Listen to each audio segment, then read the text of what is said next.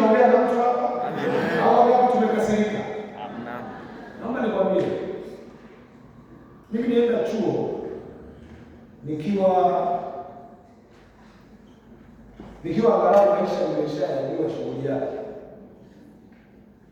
Lakini niliona vitu vya kushangaza.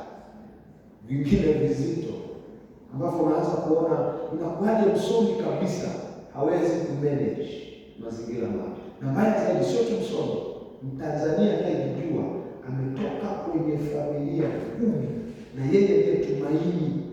Alafu sio tu hivyo, Mkristo kabisa na anasema ameokoka. Alafu itakuja anaandikia chuo. Najua mtu anataka kuwa mwaminifu. Nakumbuka nikiwa pia bachelor mwaka wa pili tunaenda mwaka wa tatu.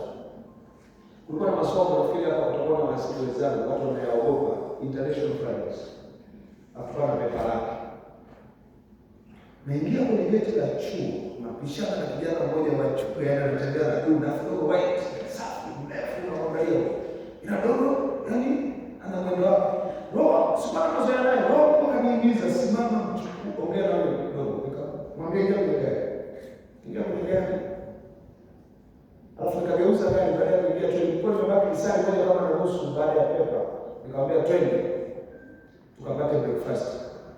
Sikwenda kupata breakfast kantini, nikaenda naye kwenye hoteli. Agiza supu. Kapiga supu yetu vizuri, agiza na soda. Na unajua mtu akila chakula kwa ghafla tu anakuwa pole.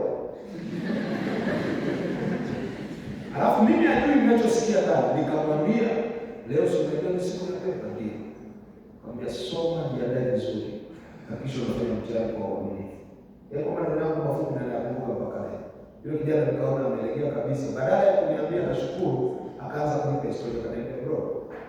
Usinione mimi sina ujanja wowote.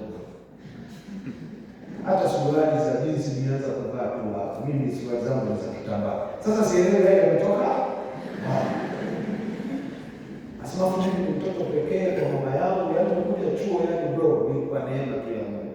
Siko hivyo. Yaani anajitetea. Nikamwambia mimi hapana, nitaka tukiwe sumu bila jiandae, fanya nini? Pepe. Kumbe siku hiyo amejiandaa kuchiti. Ameandaa mtu kwenye mtihani wa kuingia kufanyia mtihani. Unajua nao ni ujasiri mwingine mzito.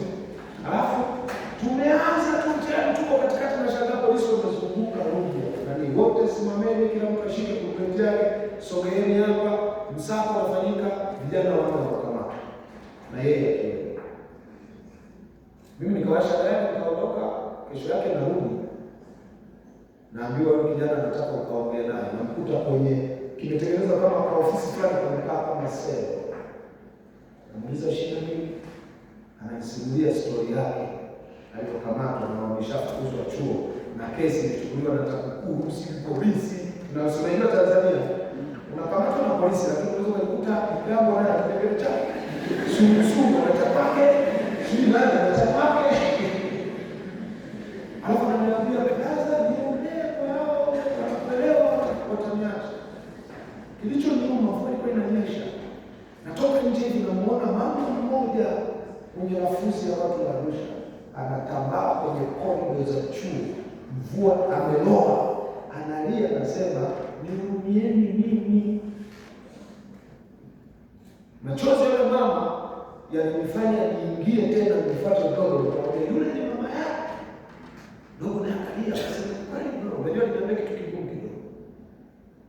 Kigumu aliniambia nimemuua mama yako. Nasema bro, mimi nimezaliwa nje ya ndoa. Sijawahi kumuona baba yangu, lakini ninavyohisi baba yangu kamfanyia ukatili sana mama yangu. Alafu nimepambana, mama yule kanipambania, nimefika chuo. Matumaini ya mama ni kwamba nikisoma nije nipate kazi nimtoe kwenye maisha. Hapo kwa neno ngumu zaidi. Akasema mama yangu tangu nikiwa mdogo anafikiri tu anajiuza kwa wanaume kupata hela mimi nisome. Ndio maneno aliyoongea. Alafu akasema anazuga kama anauza pombe lakini mama anajiuza. Nikamwambia sasa mama mpaka anajiuza. Alafu nifanya unajua tulibembeleza ile kitu ilishindikana. Alafu akaondoka chuo. Shetani ni mjinga eti. Mbona kwa mtiki? Shetani si mjinga, tusapotia tuseme mjinga sana. Lakini kwa nini vijana wanafika mpaka hapo? Ni kushindwa kuelewa jaribu la mazingira mapya. Unapokuwa mbali na wazazi, mbali na kufahamu, mbali na jamii yako, wakati mwingine tukiachana tu na Ukristo wetu, tunataka tushinde kwa kukumbuka tumetoka wapi. Hebu jihurumie kwamba mimi ni nani, umetoka wapi? Kuna watu hapa yaani umekuja, umetumwa na kijiji. Alafu na advantage ni Kristo. Anini usukumia hata walioko nyuma, kwa sababu kufaulu kwako na kufanikiwa kwako ni uokozi kwa kundi kubwa la watu walioko nyuma. Na kushindwa kwako ni mauaji ya watu wengi walioko nyuma. Hata hilo halini sababu ya wewe kuwa mshindi. Kwa mazingira kichuo, Mungu atusaidie. Hao vijana walifanikiwa kushinda hayo mazingira wakati ule. Nebukadneza akafanya jambo la tatu gumu zaidi. Sio tu amecheza na utambulisho, sio tu amecheza na scholarship au elimu, akacheza na kitu cha tatu ambacho ni hatari zaidi. Akamwagiza Ashpenazi kwamba hao vijana na wapa ofa ya chakula kwa miaka mitatu yote wakiwa chuo. Watakula chakula cha ikulu ninachokula mimi. Shangilia kama Danieli na Meshaki na Abednego.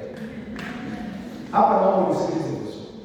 Hawa vijana hawakushtuliwa na attempt mbili za kwanza, lakini hii ya chakula iliwashtua. Waligundua nguvu iliyo nyuma ya chakula, hasa cha Mungu. Naambia, waligundua nguvu kubwa iliyoko nyuma ya chakula, hasa chakula cha bure. Hapo ndipo Daniel akasema no. Ashpenazi, sisi chakula hatutakula. Huwa anasema asante Mungu akina Daniel wewe. Hivi unajua hapo kaofa kamekuja hapa tungesikia shuhuda za kutisha. Kwenye hii bado unasikia bado sikia. Kwanza mshuhuda wale zingekuwa ukirudi kwenu sasa. Kule Tukuyu. Kwenye kanisa la kwenu. Haleluya. Leo na shukrani ya pekee upendo. Na Kiingereza. Kule chio, tunajua hadi matamshi tunajua. Kule chio Bwana ameniinua. Sisi ametutoa mavumbini, ametuketisha na wakuu. Chakula tuweka nchini, tunakula chakula cha ikulu. Kwa hiyo hii ni shukrani yangu kwa Bwana. Afadhika tumepiga makofi. Tumeita nini? Ni ushuhuda. Lakini hao vijana kwa sababu wana Mungu, wana Roho Mtakatifu, wakagundua hiki chakula cha bure hatutakula. Naomba nikufundishe nini kilichowasaidia wakakataa kile chakula. Kulikuwa na sababu kubwa kama tatu zinazowafanya wakatae chakula. Na hizo sababu hazibadilika, zipo mpaka leo. Mwambie jirani yako kataa lezo. Cha mtu hakiliwi. Ukila cha mtu chako kutaliwa. Na katika kuta cha kwako cha kuliwa kuna thamani kuliko unachokula chako. Hivi naongea na watu. Usichelewe kulipiwa bili.